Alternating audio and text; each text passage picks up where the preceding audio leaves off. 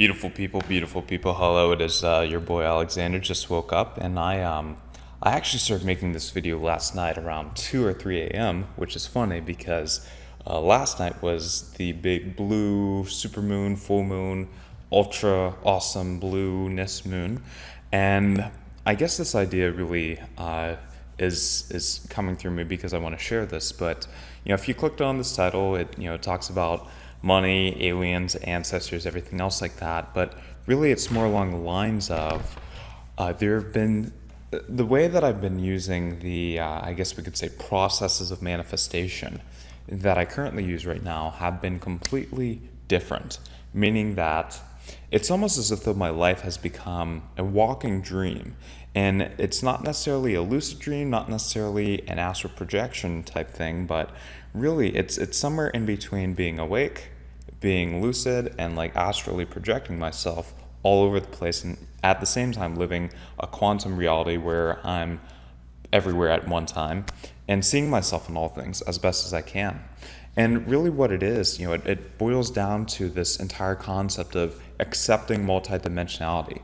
There's no really becoming multidimensional. There's simply the realization of the fact that you already are multidimensional. There is no having to really do anything to become multidimensional because, again, you already are multidimensional. And another thing that we can also kind of take dismantle a little bit is the entire concept of time. According to the way it is that we live right now, we have this belief that there is the past and the future, and somewhere in between those two is the present moment. Well, the funny thing about that is what we actually perceive as the present is really the past, and here's what I mean by it. Whenever I raise my hand and I'm looking at my hand and I'm like, oh, that's my hand in front of my eyes. I'm looking at my hand right now. The thing about that is somewhere in between the time that my hand is actually in my face and the time that I realize my hand is actually in my face, there's a lag time. It could be a few milliseconds, it could be almost a few nanoseconds or something like that. But really, whenever something happens, we're actually viewing the past. We are legitimately viewing the past. It's not, if I have my hand in my face right now, that actually isn't the present moment. There's something which is even beyond me having my hand in my face and me even putting the idea of having my hand in my face. Before that thought even comes and before I even realize that I have that thought, oh, let me put my hand in my face. There's some people even call it, the 0 point energy. Some people call it the now. Some people call it the present moment.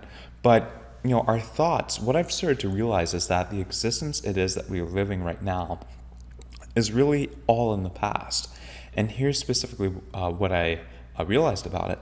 The life it is that we're living right now is simply just a memory. Now, for some people, they're going to understand that. For some people, they're going to need a little bit more of an explanation, so I'll give you that right now. What if I told you that the life it is that you're really living right now is not really your life?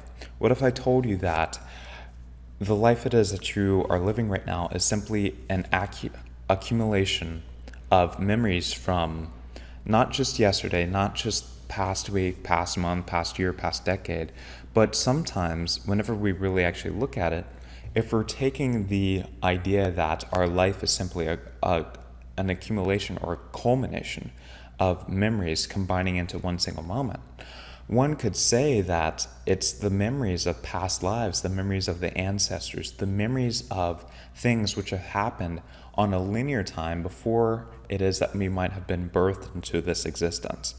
Now, to further explain, something that I realized is that these memories, as in the same way that we perceive our past in a rather subjective way, these memories are also malleable, meaning that they're able to be changed, they're able to be almost switched, almost as if though they are flexible and can be the entire story, the entire script of the past can be rewritten in such a way that it ends up what we would call working in our favor in the present, or what we would sometimes call the future. So people have used the idea throughout the ages of visualization, seeing things happen to come, happening in their life before they come to pass, where it's, some people say, oh, I just close my eyes and visualize my end result. Or they'll say something like, oh, I just faked it till I made it.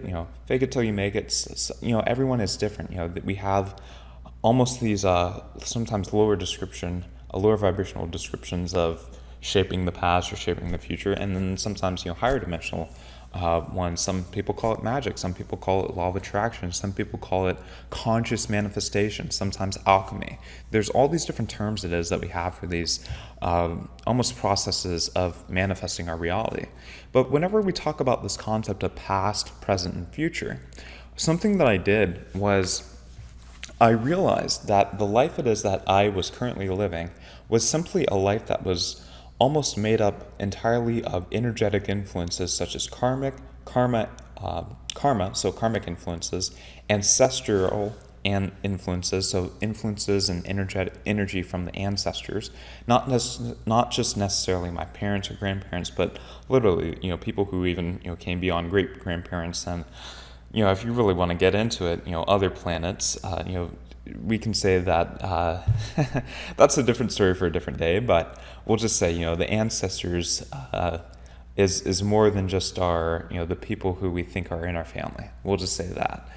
And then on top of that, there's collective consciousness influences. There's certain agreements, certain understandings, certain almost rules or guidelines by which this planet plays along, which we end up following sometimes consciously, but most of the time unconsciously. And whenever we're able to consciously realize that our life is made up of energetic influences, which are not necessarily ones that we've created for ourselves, but here's the funny thing. Because of the fact that we have this concept of free will in the meaning that we feel as if though we have a choice. Meaning if I say, hey, I'm going to pick up this phone right now, I made the decision, Alexander Robinson made the decision to pick up the phone and to put it in front of his webcam right now. Well, on a linear perspective, one could definitely say, Alexander Robinson picked up a phone and put it in front of his webcam. But whenever we actually look at it from this entire energetic perspective, meaning that there are trillions upon trillions multiplied by trillions to the trillion squared power of energies, which are literally guiding every single thing that happens in our universe. Whenever we look at things in our life from this energetic perspective, we realize that nothing is actually unplanned. Almost as if though the entire concept of us, quote unquote, having a choice is almost not necessarily a joke, but rather we realize that the concepts that we used to have of free will or of choices are not necessarily things that come entirely from us. Some of us feel drawn towards certain passions. Some of us feel drawn to do certain things that inspire us, certain things that enliven us, certain things that make us feel good. But then also on the flip side, there are certain things which seem to be in our life which do not enliven us. In fact, they feel as if though they're draining us. They might feel as if though they're making us sad or depressed. And what I ended up finding is that a lot of the things it is that we're going through, what we might call problems or what it is that we might call situations, conflicts, dramas, is really just energetic influences from the past, collective influences, karmic influences, ancestral influences, past life traumas, past life illnesses, different things like this, which are really affecting us in this moment right now. And sometimes, the way that we can put it is, we'll say things like, oh my God, I keep running up against the same thing over and over and over again. We'll say some things like, oh my God, that just keeps happening to me. I keep changing my mindset for the positive, but this thing just keeps happening to me. What's going on? What am I doing wrong? Blah, blah, blah. Or, sometimes it can even be a little bit more simple as, this thing just keeps repeating itself on and on and on and on. And, one of the things that it is that we've been taught to do is, change our vibration, raise our vibration. Notice what vibrational output it is that we're getting to receive this manifestation, whether it's a positive or negative one in our life.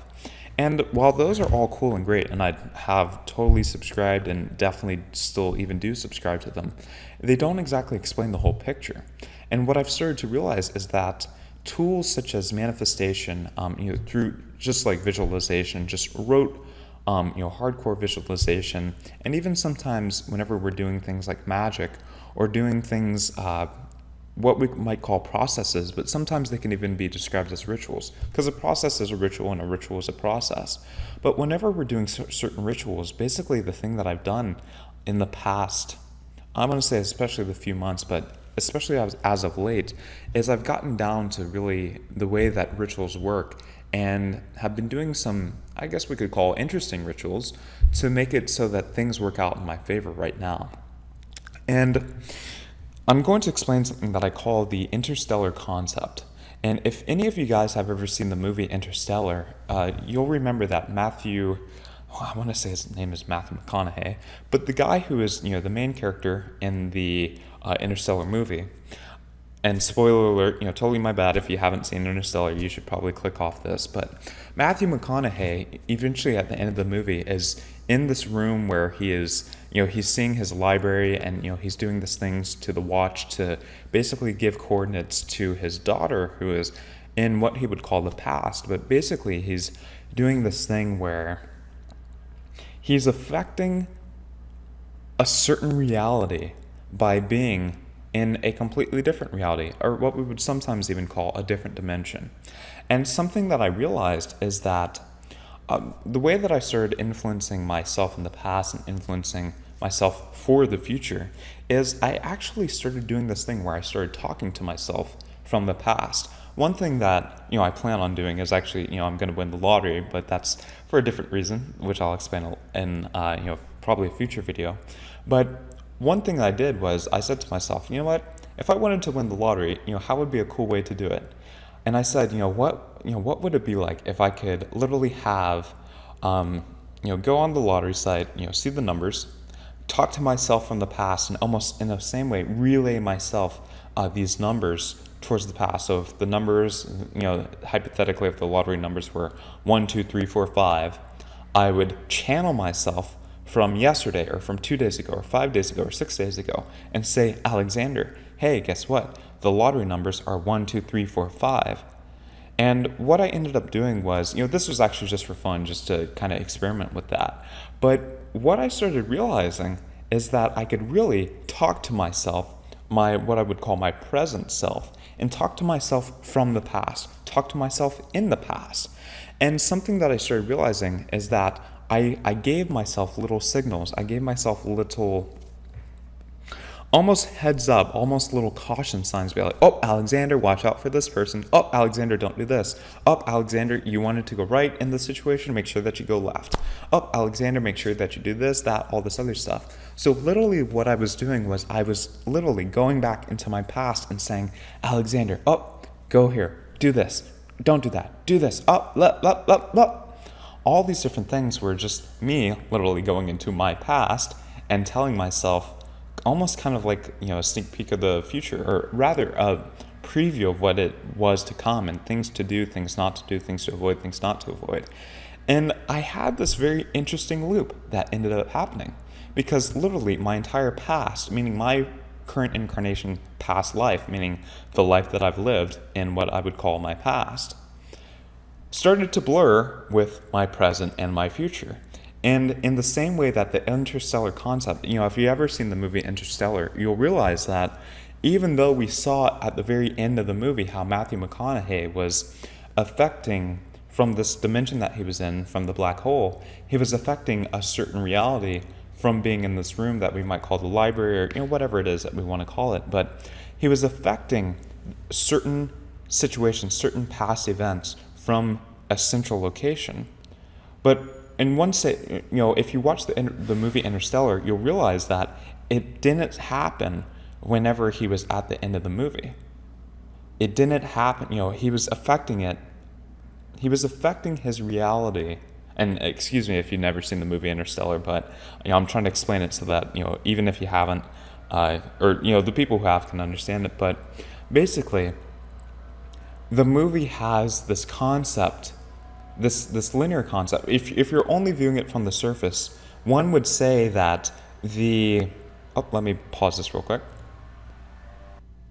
Yes, they were doing some construction work, so I just wanted to close the door.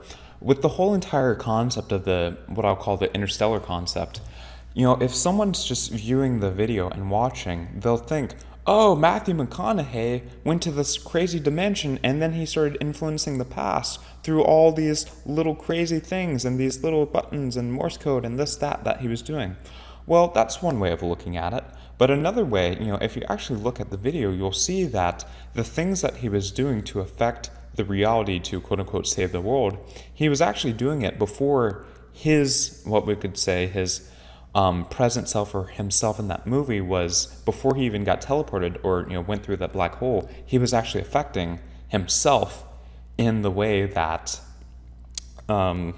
and excuse this, he was affecting himself in the way that he was always affecting himself. Even before he, in that movie, went to the black hole, he was actually already in the black hole. There was a part of him which is already in that black hole, affecting his, what some might call his previous self, but affecting himself in a certain dimension. And what I'm going to do now is I'm going to break down the entire concept of the whole, what I'll call the interstellar concept. But basically what it happens, what it comes down to be is, in the same way that I would talk to myself in the past and give myself little heads up, be like, oh, Alexander, go left, go right, do this, left, up, watch out, cool, do this, make sure that you definitely do this. Oh, Alexander, you really got to do this. In the same way that I I began to talk to myself in the past. At first it was 5 minutes, at first it was 20 minutes, then it was an hour, then it was 2 hours, then I started doing it a week ago, then a year ago, then 10 years ago, then 20 years ago. And once I hit the birth, almost the moment of my birth, I started realizing that, oh my God, I can actually talk to not just myself, but I can talk to basically anyone from the past, in the past, at any time. And I can almost in a certain way shape the future, or rather direct energy, direct sometimes even thought, but really what it came down to is directing impulses to really affect things in the present moment. And here's what I mean. In the same way that I realized that I, on this date, was talking to myself 20 minutes ago, an hour ago, 2 hours ago, 3 hours ago, 3 years ago, 5 years ago, 10 years ago, I realized that it, in one way I could say that it is actually myself who has been consciously realizing that I'm talking to myself. That was the one who was actually talking to myself an hour ago, 2 days ago, a year ago, 10 years ago, all these different things. And you could almost say that I was putting little thoughts in my head 10 years ago, 5 years ago, 3 years ago, a year ago, things of what to do, things of what not to do.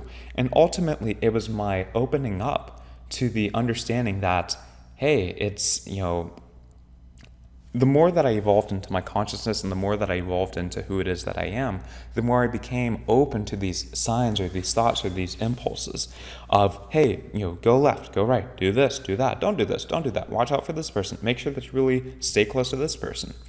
And one way that we describe it is sometimes we'll say, oh, I should have listened to that little voice inside my head, or oh, I had a feeling that this person or this thing or that thing wouldn't be good for me, or oh, I had a feeling that this was going to be phenomenal and it turned out to be great. In the same way that I started almost giving myself kind of like a sneak preview of what's to happen in my future, I realized that it was always me who was talking to myself. Sometimes we call it, we have to listen to our higher self, but I realized it's actually me at this moment who's doing this little conscious time loop, talking to myself from the past, or talking to myself from the future. And so basically what I started doing was, because of the fact that I really understand, principles such as karma, ancestral influences, collective influences, everything else like that, what I started doing was I went to an olden time of yore, where basically what it was is I went to the past, not just my past, but certain past lives, if we might want to call them, but not even necessarily my past lives. But I started, this is going to sound funny, but this is what I did. I started popping up for different, at first it was like tribal groups, different lineages in the past, but different, what we'll just call ancestors.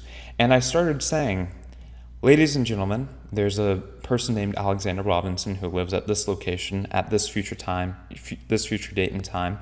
And please make sure that you have, this is going to sound funny, but, I basically said, make not necessarily make a sacrifice for him, but rather align yourselves in the past, align yourselves in the future, align yourselves in the present, to make it so that he will have a certain financial boon, a certain financial gift manifest in his life.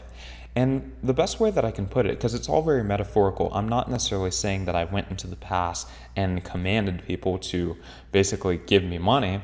Well, something that was interesting was I, now we're kind of getting out to the woo-woo, but, if you're watching this, you are in the woo-woo land already. But what I did was I called in the karmic debts of the ancestors. I called in the karmic debts of, spirits and kind of what we might call ghost, or sometimes ghosts, or, really just spirits, but just energy forms in the past who might have had some type of a karmic debt, either to me, to myself, to my energy field, to things that have happened to me or whatever. But basically something that I did was I called in the karmic debts of past lives, past people, past influences, past ancestors. And once I called in the karmic debts of the past lives, I also started talking to what we might call descendants, or civilizations in the futures. Sometimes, if we were to describe them as sometimes aliens, but basically what it is I started talking to people in the future, and I said, ladies and gentlemen from the future, I know that you can hear me, because here's the thing. In the same way that I was doing a very conscious loop to myself and talking to myself 20 minutes ago, a year ago, 10 years ago, everything else like that, that loop is being perpetuated by people in the future who are talking to us right now, who are giving us little signposts, who are saying, oh, Alexander, go left, go right, do this, oh, this, that, whatever.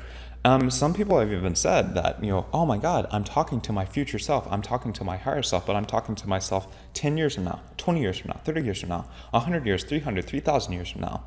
Basically, the best way that I can put it is I'm very channeled into sources from the future.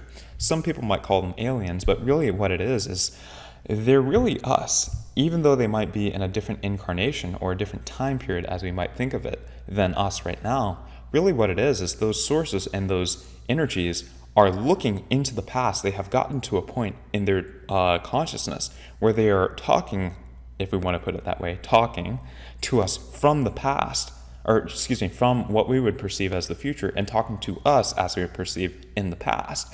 And really what it is that ended up happening was I ended up doing what I might want to call rewriting my entire life script, getting on a completely different timeline involving past influences, involving future influences, but having, in between the convergence of both of these things, what ended up happening was I moved to this place of synchronicity where everything in my life just came into full alignment, where I started showing up into to the right place at the right time. I started talking to people for the right reasons in the right way. Just all of a sudden, things started happening very quickly, very easily, very simply for me, where all of a sudden it's just everything happened like, as we might say, clockwork. Everything was such, had such divine timing, had such divine synchronicity, had such divine orchestration. But rather, it was not as if it wasn't there already, but it was my conscious realization that everything was already in divine orchestration, that I ended up basically having this thing where I said, okay, universe, this money, it's like, I want this money for this particular project, for this particular thing. And I, for me, I was kind of putting a few conditions or limits on it just because I was, really trying to get interesting with it. But I said, I want to do this, but I'm not feeling it, so I'm not going to do it. I want to do this, and I'm kind of feeling it, but I'm not going to do it because I'm not 100% into it. Basically, as I followed what I would call inspired action, but I listened to that little voice in the future and talking to myself from the past and the past, from the future and the future. As those started to converge, I ended up waking up one day and I was like, oh, you know what? I should do this thing. Talk to this person, talk to them in this way, call them at this time, do this, do that, do all this other stuff. And basically what happened was $3,000 just like manifested in my life, like boom. I was like, fascinating. I was like, I think that some people might be interested in it. Now, some of you guys are going to be like, well, that's cool and that's great. How do I do it for myself? Like you just manifested the monies for you, but I want the monies for myself.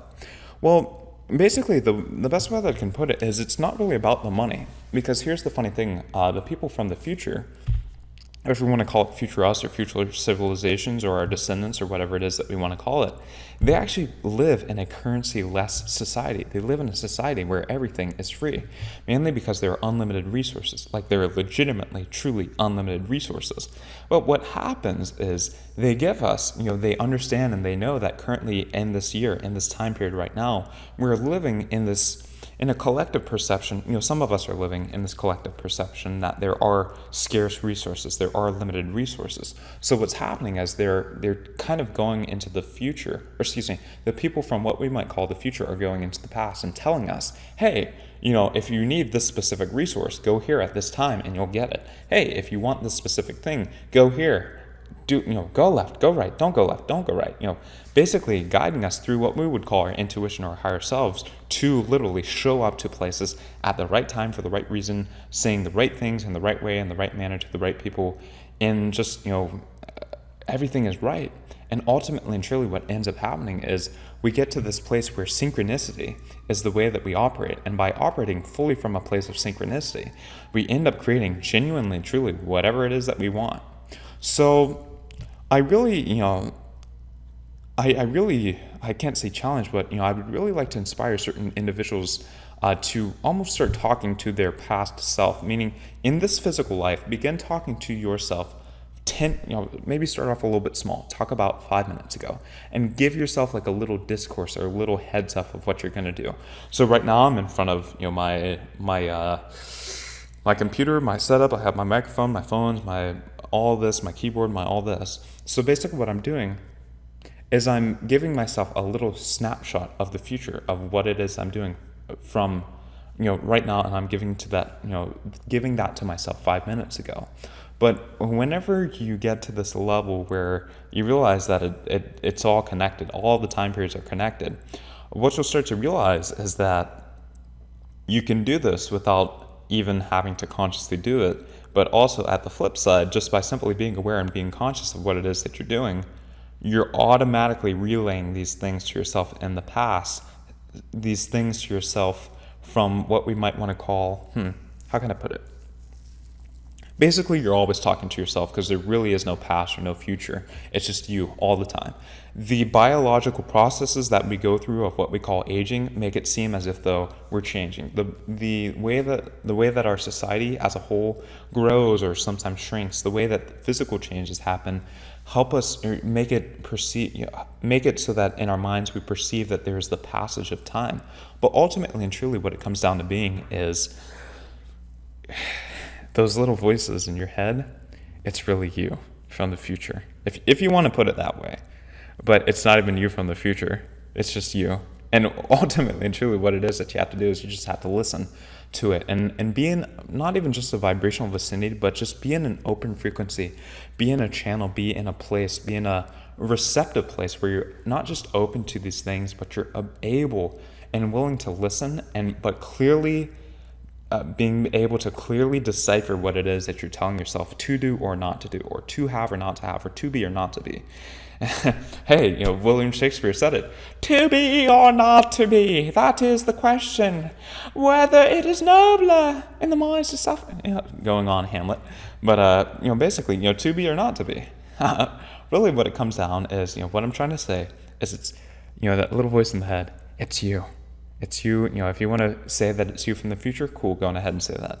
But really what it is it's you.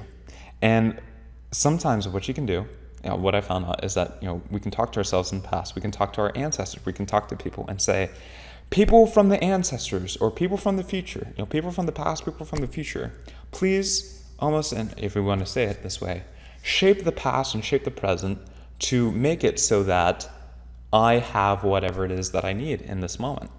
And, I'll get a little bit more into the concept of multidimensional visualization, but this is going to be, this is part 2 of the video of, being multidimensional and realizing your multidimensionality. And this is, the process of what it is that I did to actually manifest that money.